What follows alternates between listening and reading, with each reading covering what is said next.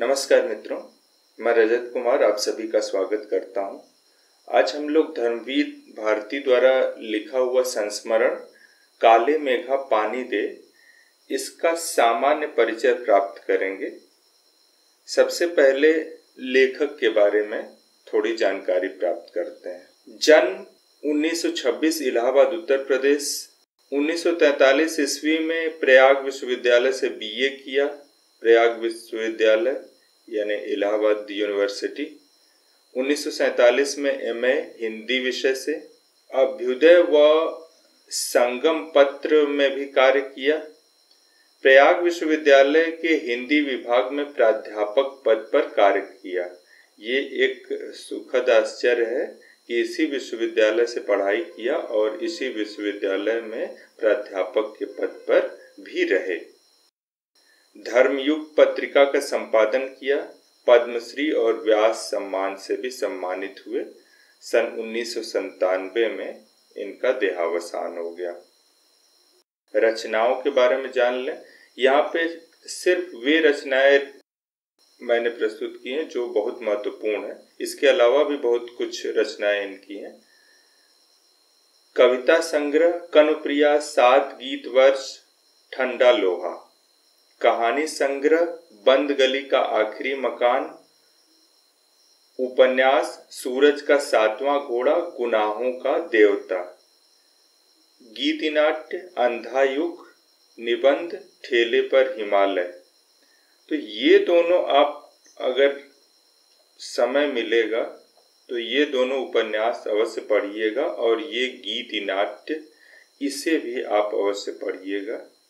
ये इनकी कालजयी रचनाओं के अंतर्गत आते हैं। अब पाठ पे चलते हैं।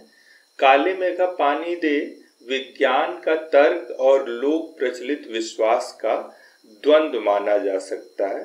अब इसमें इस संस्मरण में आप इसको पढ़ेंगे तो कहीं भी लेखक ने अपनी ओर से कोई निर्णय नहीं दिया है। परिस्थितियों को सामने रख दिया है लेकिन अपनी ओर से कहीं कोई निर्णय नहीं दिया है। तो थोड़ी सी जानकारी हम लोग बस प्राप्त करेंगे।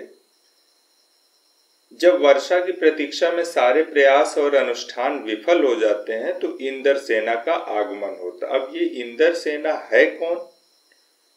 ये गांव के नंग धड़ंग किशोर थे जो गंगा मैया का जयकारा लगाते घूमते और पुकार लगाते। क्या पुकार लगाते? काले मेघा पानी दे, गगरी फूटी बैल पियासा, पानी दे गुड़धानी दे, काले मेघा पानी दे। अब ये इनको देख सकते हैं यहाँ पर। इन किशोरों के लिए या इंद्र सेना के सदस्यों के लिए घरों से सहेज कर रखे हुए पानी को गलियों में गिराया जाता था और चूंकि पानी गिरा दिया जाता था तो कीचड़ हो जाता था और इसी कीचड़ में लथपथ लेटते थे। इस तरह का प्रार्थना का तरीका या इंद्र भगवान को मनाने का ये एक अलग ही तरीका था और ये कह सकते हैं कि ग्रामीण संस्कृति या लोक प्रचलित संस्कृति थी किसी तरह से वर्षा के देवता को खुश करने का। अब लेखक की क्या समस्या है?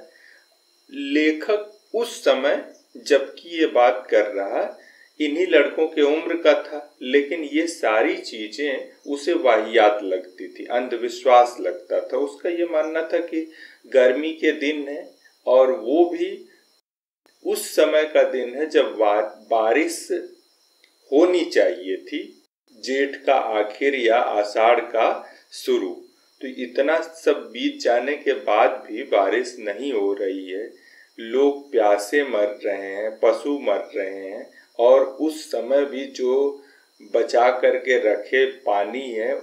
रखा हुआ पानी है उसको लोग इस तरह से बर्बाद कर रहे हैं। यह बिल्कुल ही अनुचित ही लगता था लेखक को। इस पर लेखक अपनी जीजी से तर्क करता है।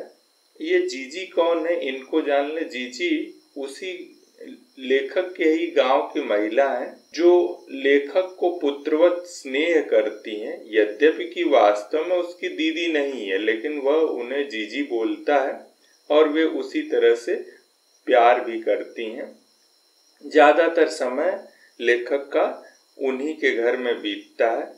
जीजी कहती हैं पानी डालने के लिए इन इंद्रसेना के सदस्यों के ऊपर, लेकिन वह मना कर देता है, वह मतलब लेखक। अब जीजी का क्या तर्क है यहाँ पर, जीजी क्या समझा रहे हैं? अब यही लोक विश्वास है। यह पानी की बर्बादी नहीं है, यह पानी का अर्घ्य है। यदि हम पानी नहीं देंगे तो इंद्र भगवान हमें पानी कैसे देंगे? दान में देने पर ही इच्छित वस्तु मिलती है। ऋषियों मुनियों ने भी दान को महान बताया, बिना त्याग के दान नहीं होता। दान की भी परिभाषा जीजी ने बड़ी अच्छी बताई। क्या है? त्याग वह है जो अपनी जरूरत की चीजों को जन कल्याण के लिए दिया जाए। ऐसा नहीं कि आपके पास बहुत सारा सामान है, उसमें से कुछ दे दिया तो उसे त्याग कहा जाएगा। नहीं, आपके पास भी बहुत कम है और लोगों को या किसी को जरूरत है, आपने उसे दे दिया, वास्तव में यह त्याग है।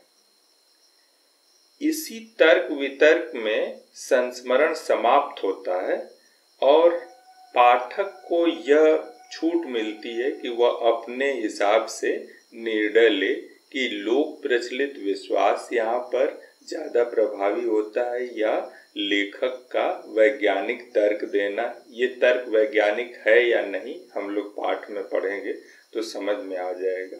ये सामान्य सा परिचय था। इसके कुछ महत्वपूर्ण अंशों की व्याख्या और प्रश्नोत्तर हम लोग अगले हिस्से में देखेंगे। तो आज के लिए इतना ही। बहुत बहुत धन्यवाद।